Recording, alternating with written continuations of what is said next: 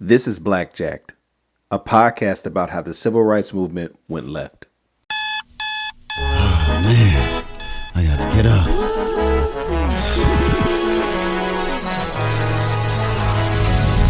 I gotta go. Ooh. I gotta go. I gotta go.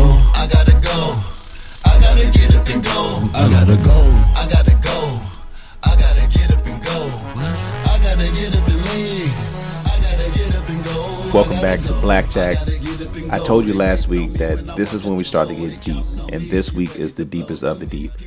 We're going to talk about the Montgomery Bus Boycott, but not in the way that you're used to hearing it. The Montgomery Bus Boycott, yes, it was sort of the launch of the movement as you think of it today. Yes, it inspired a new thinking and a new feeling within Black people, but it was also where things really went off course. And Dr. King is central in all of this. Montgomery was an opportunity to step up, to become a celebrity, and he did. The bus boycott, he becomes a big deal. He's an internationally known person. He's on the cover of Time magazine. He had an opportunity to do that and lead a civil rights movement, or he had an opportunity to lead a movement that would challenge white dominance. And unfortunately, he chose the former. Dr. King is leading this movement, and he's like 26 or 27 years old. He's very young. And maybe he was so young that he didn't know he was making a mistake, but he did. Black people were fighting for dignity. They were fighting for self-respect. But what should have happened is we should have been fighting to challenge white dominance. The fact that in this society, white people control the means of production. They control all the institutions. You're not going to get far if your whole life is controlled by somebody else. The Montgomery Bus Boycott was an opportunity that was fumbled. S.B. Fuller, Samuel Fuller, at one time in the 1950s, he was thought to be the richest Black man in America. And during the Montgomery Bus Boycott, he goes and talks to Dr. King. And he said to Dr. King, yo, the bus company is actually losing money here, man. And I think they'd actually be willing to sell. That's what should have happened. The focus should not have been riding in the front of the bus. And to be fair, that's not necessarily what people were fighting for. But Fuller, his thing was, if we buy the bus line, you can sit wherever you want to. And I would extend that, if you buy the bus line, you surely can treat yourself however you want to be treated. That opportunity was sort of fumbled. S.B. Fuller, he goes to his grave and he insists, this is what happened. He says, I went to Dr. King, he wasn't interested. And that was a huge missed opportunity. S.B. Fuller, he does an opinion piece some years later in 1980 for the Washington Post. And he says this, and I quote, Dr. Martin Luther King thought civil rights legislation going to solve the Black man's dilemma. I knew better. I talked with Dr. King. When we boycott the Montgomery bus line, I told him the thing we need to do is go down there and buy the bus line. Then we ride where we choose because it's our bus line. He didn't want that. Now, King, and I can't really remember where I read this, but when he recalls this, he doesn't mention Fuller specifically, and I'm not sure that if he ever does. And if he did, maybe I just haven't come across it. But he speaks sort of generally about this, and he talks about like, yeah, there was this sort of talk about buying the bus line, but it was just kind of talk, and who was going to really get serious about raising the money? That was just talk. But at his young age, and yes, being someone who was born in the 1920s, I think he just wasn't able to see the bigger picture. That if we're going to struggle and sacrifice this long and this hard, we need to come away with something more than a moral victory. Now, again, to be fair to these people, they're coming from slavery. They need a moral victory or two. If you go back to episode number 1, I talk about this in some length. Dr. King writes in his book, they wanted dignity. They really were being mistreated. They needed to feel human. And I can't judge that in 2024. I don't know what that's like. But looking backward, you can kind of see what S.B. Fuller is saying here. And then we can also argue, what did the Montgomery Bus Boycott actually achieve? Jonathan Eig is a biographer. He wrote this big book about Dr. King's life. It came out within the last year. It was a really big deal, New York Times bestseller. And one of the things that they say about the Montgomery Bus Boycott, he says this, and I quote, it was true that the city of Montgomery had proven mostly impervious to protest and economic pressure, and that litigation had won the day. But the biggest development in Montgomery was the creation of a new state of mind, a new sense of power coalesced around King. And it goes on from there. And so what he's referring to is many people have the idea that Black people boycott the buses and finally the bus company and the city of Montgomery gave in. That is not what happened. The bus boycott went for over a year. The city never caved. They did not care. What happened is the NAACP, some local attorneys, they carry this case and they take black women who had been mistreated horribly on these buses. They have a case. They take this to court. They win. It gets appealed. It goes all the way to the Supreme Court. It's only when the Supreme Court finds in favor of these black people that the bus boycott is ended. They didn't break them.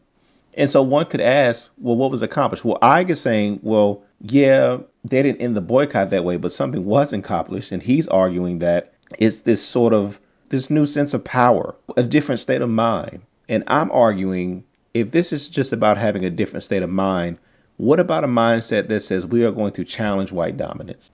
We're going to build and come up from the ashes of where we've been. If you want a new state of mind, how about we own the bus line? Is that a new state of mind? If it's just about a new state of mind, how about a mind of ownership? How about a mind that says we are going to control our transportation infrastructure? That's a new mindset. And that opportunity was missed. Now you got to go back. Again, these are people who are quite literally coming out of the cotton fields. When the Montgomery bus boycott starts, this is December 1955. A lot of these people, particularly these older people, they quite literally coming from picking cotton. And it is also true that many people in this country up until World War II lived in very slavery-like conditions. If you read Douglas Blackman's book, Slavery by Another Name, he talks about this, how after the Civil War, after Reconstruction, the South reinstitutes slavery in very near chattel slavery conditions and sometimes worse than chattel slavery conditions.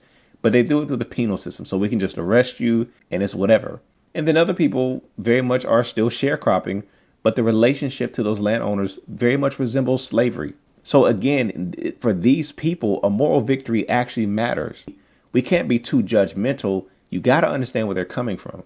To sort of stand up for themselves, that was a big deal. Because black people who stood up for themselves were hung from trees very commonly in their lifetime. So you understand why they think this is a big deal to stand up for themselves. It was. But S.B. Fuller, even in that moment, realized there's a bigger play here. If we're going to do it, let's really do it. And if this boycott is not going to end the thing anyway, because again, it was the legal case. If we're going to just walk away with a new state of mind, let's walk away with a state of mind of ownership, one of power, one that challenges white dominance, and let's come away with something tangible. Now, the Montgomery bus boycott, a lot of people know, Rosa Parks, right? Well, there were seeds well before that. It wasn't just about a bus seat for these people. It really was about dignity. It really was about their personhood. It really was about feeling human. I'll give you an example of this. There was a woman in 1944, Viola White was her name. She refused to give up her seat in Montgomery. This is 1944. She was beaten, she was arrested, and then she was convicted of this. She decides to appeal that conviction. And in retaliation, her daughter was raped. That's the kind of situation we have going on in Montgomery. Incidentally, there was a young man by the name of Fred Gray who got so angry about this that he decided he wanted to fight segregation, fight injustice, and he became an attorney. And he's the attorney that Rosa Parks initially is working with to get this whole thing going. So years later, fast forward, you have other people, who have cases all over the place. And there are several black women, Aurelia Browder, Susie McDonald, Claudette Colvin, Mary Louise Smith, and Janetta Reese. These are the women that Fred Gray presents this case. And again, the NAACP comes along to help out. They present this case. And this is the case that ultimately ends the boycott. Now, incidentally, Reese, Janetta Reese, she actually pulls out because she was just pressured and harassed so badly. She ends up pulling out, but the others stay in. That's the case that ends it. It wasn't boycotting the buses. It was this legal case. Now, Rosa Parks, of course, is the person that really gets it jumping, mostly because she knows E.D. Nixon, who was the past state president of the NAACP. She's connected with Fred Gray, this young attorney. She gets arrested. Okay, cool. We're going to do this boycott. Well, who organizes this? Well, it's actually a lady by the name of Joanne Robinson. She was a professor at Alabama State College. She was also active in the Women's Political Council. And once this goes down with Rosa Parks, everybody gets on the phone, like, y'all ready? Let's do it. She goes to Alabama State. Overnight, she's making all these copies, copying leaflets with two of her students. She gets with the Women's Political Council. They distribute these leaflets door to door. She calls a meeting with all the pastors, like, look, tell your people come Monday, do not ride this bus. So it was a one-day boycott. It's wildly successful, organized by this woman and these other women with the Women's Political Council. Again, don't have all the names right now, so forgive me. But these are women. But of course, guys take over and take all the credit. So they start the Montgomery Improvement Association. Now, E.D. Nixon, he's the past president of the NAACP, the state president. He's really rocking with a lot of the poor black people. There's another big activist in town, Rufus Lewis.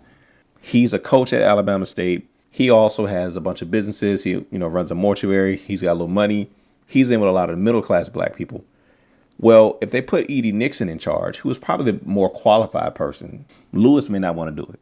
Again, back to these petty beefs. Go to episode number 2 where we talk about that. Side note. Okay. They can't put Joanne Robinson in charge because she works at Alabama State. Although it is a black college, it is state funded. So again, there are still limitations even with quote unquote black institutions, as we see. They can't put her in charge. So who are we going to put in charge? We got this new guy in town. He doesn't really know a lot of people. He doesn't really have any enemies. He's a safe bet. Throw him out there. And that's how Dr. King actually gets in charge. In some ways, he was probably not qualified. And that kind of speaks to, again, being that young and inexperienced. He probably just didn't understand some of the larger realities and some of the bigger opportunities. He just couldn't see it. I mean, again, he's a very young guy at this point, fresh out of school. He doesn't have a big picture of economics and the macro, like you can't really blame him. And again, these are people coming up from slavery. They're not really thinking in those terms, but S.B. Fuller was, and this could have actually worked. So when Dr. King later says, well, it was just talk and how are we going to get the money? Nobody was really stepping up. We got to get creative here. If people are not riding the buses, maybe the 10 cents you were going to, and I'm just making up a number, the 10 cents you were going to spend every morning, we pull that 10 cents and put it in a collection plate. We get a black accountant to put together a plan where we can finance this thing and we can buy it. Because again, they were boycotting for over a year. We could have got the money together. Now, people supported the bus car boycott. Like white people actually supported it. Some people bought cars for the protesters to use so they could, run these carpool systems. Now, those same people probably would not have given money for black people to buy the bus company. But whatever assets that they chipped in, yeah, those could have been leveraged later. The point is we could have come up with a plan methodically over time, and we could have raised the capital. And if you have the bus company, you have access to something you can begin to build on as far as economic development now. Because now you need mechanics. Now you need petroleum and oil, and maybe you can get in that business. Now someone's got to clean the buses. That's a contract. Now, at that time, could they have likely competed for federal contracts and state contracts? Probably not. Let's be realistic. And look, maybe it wouldn't have worked at all. But if this is about just developing a new mindset, here's an opportunity. And by the way, this wasn't the only boycott. There were a bunch of bus boycotts. In fact, if you read Ralph David Abernathy's autobiography, he talks about the Albany campaign in 1961. A lot of people think that campaign was a failure because they left town and not a lot happened. But what was successful was the bus boycott in Albany. In fact, Abernathy says it was so successful, the bus company went out of business. But nobody was thinking, let's buy the assets and take it over. And we have this issue today with protests. People react because they're emotional. People react because they're tired of being sick and tired. They have a grievance, but nobody's thinking, where will we be after the protest, after the boycott? What will our position be? Does this do anything to challenge white dominance? Will this do anything to impact the level of control that we have in our lives and the destiny of our children? After this protest, will our children's lives still depend on how much white people like them? Will our children's future still depend on a white person giving them a job? Where am I going to be after this? We have got to look at that. We have to think critically and just stop acting because something feels good or we get some temporary relief. That's great. And these people coming out of the cotton fields, they needed that on some level.